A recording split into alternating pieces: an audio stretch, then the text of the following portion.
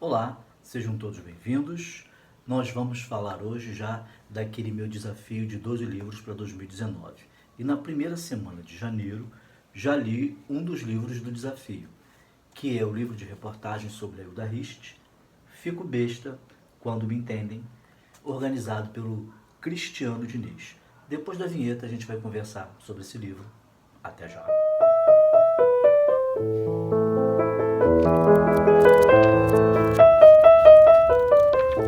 Bem, eu já falei sobre a Hilda Rist em outro vídeo, que é sobre o livro Obscena Senhora D.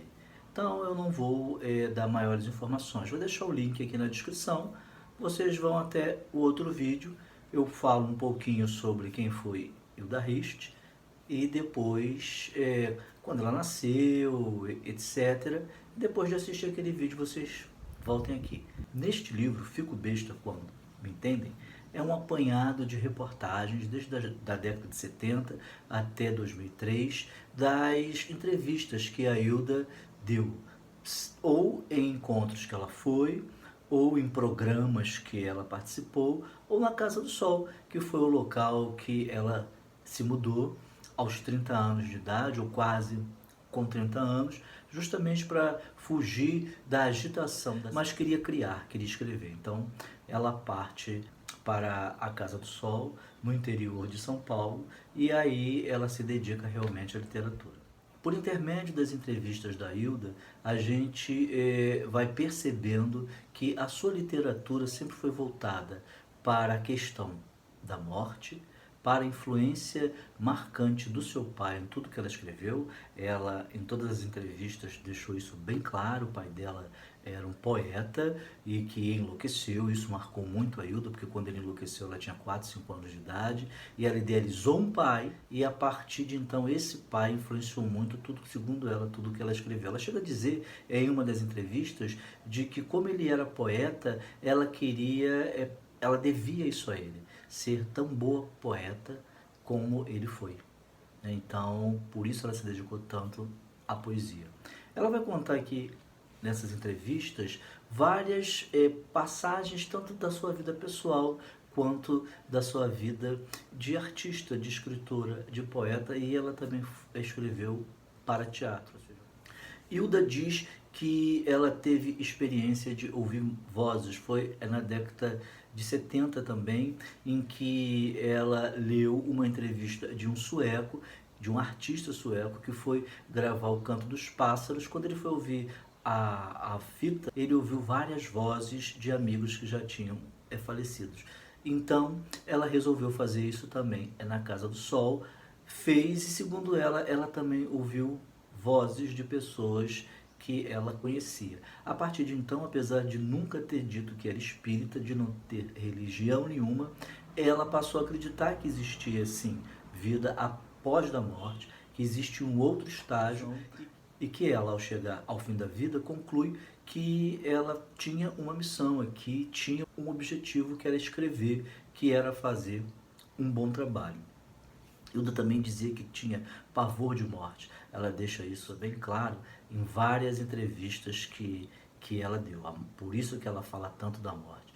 Não é porque ela queira morrer, mas porque ela tem pavor da morte. E com a idade chegando, Hilda morre aos 73 anos, ela disse que o medo dela foi aumentando, aumentando, aumentando.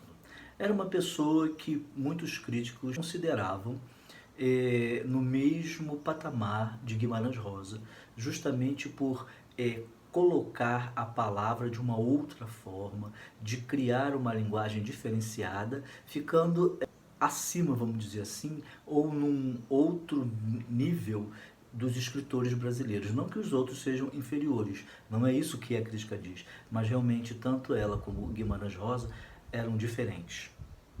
Hilda também diz que nunca quis ter filho, foi porque o médico, quando ela foi visitar o pai e conversou com o médico, o pai já estava louco, internado no sanatório, ele disse para ela que o tipo de loucura que ele tinha, que era esquizofrenia, pulava uma geração. Então, ela não corria risco de enlouquecer, mas com certeza os seus filhos tinham grandes chances de serem esquizofrênicos também.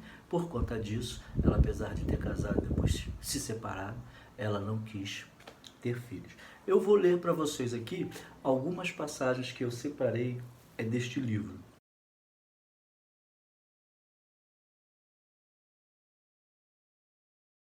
Eu não tenho que ficar indo nos lugares e mostrando como eu sou maravilhosa. Acho um engodo isso. Esse processo de sedução do outro, do leitor, através do corpo físico do escritor, do olhar, da voz. E o livro? Onde é que está o livro? Que é o que interessa. Onde ele está? Então, assim, deixa bem claro que ela queria ser lida pelo que ela escrevia, não pelo que ela aparentava, né? Seguinte, então eu acho que a literatura vem desse conflito entre a ordem que você quer e a desordem que você tem, uma desordem interna que ela disse que ela lutava muito, principalmente quando ela escrevia. Disse, o que faz nascer a minha poesia é a não aceitação de que um dia a vida se diluirá, e com ela o amor, as emoções do sonho e toda essa força em potencial que vive dentro de nós. É uma resposta ao repórter de uma forma bastante poética. O escritor é um ser frágil, inseguro, ansioso, que procura respostas para todos os mistérios da vida. E mais uma, essa para finalizar, sobre o que ela fala de Deus. Ela chamava Deus de várias coisas, inclusive de sem nome. E ela fala assim: é que ele faz parte de toda a simetria, de toda a ordem do mundo, e que eu devo mesmo me expressar. Eu não sei visualizar, mas sei que esse ser está em comunhão comigo, e eu queria demais desafiar este sem nome. E eu desafiei muitas vezes em meus livros como uma blasfêmia, para ver se de repente dava um furor nele, e ele dizia: está bem, eu estou aqui. Esses são alguns dos trechos de muitas coisas que eu marquei nesse livro, reunindo as reportagens de Hilda Rist e que teve a organização do Cristiano Diniz. É um livro que eu recomendo, sim. Eu acredito até que tenha que ser o primeiro livro que aquelas pessoas que vão ler Hilda Rist leiam, para que já comecem a se familiarizar com o pensamento dela, porque realmente ela dizia que ela não é nenhuma tábua etrusca e que não se sente assim tão difícil. Mas como ela tem uma linguagem diferenciada, muitos leitores como nós, né, eu mesmo, estamos acostumados a uma literatura padrão. Quando for ler, Hilda vai sentir a dificuldade. Então, esse livro seria a porta de entrada para a obra dessa autora, que escreveu mais de 30 livros e somente 5 anos ou 4 anos antes de sua morte é que começaram a fazer documentário sobre a sua obra, sobre a sua vida. Ela começou a ser traduzida na Alemanha, na França, começaram a fazer tese na Unicamp, na Universidade de São Paulo, sobre essa autora e sobre a sua obra.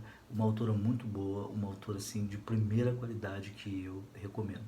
É isso, pessoal. Nós nos encontramos em um próximo vídeo. Até lá. Um abraço.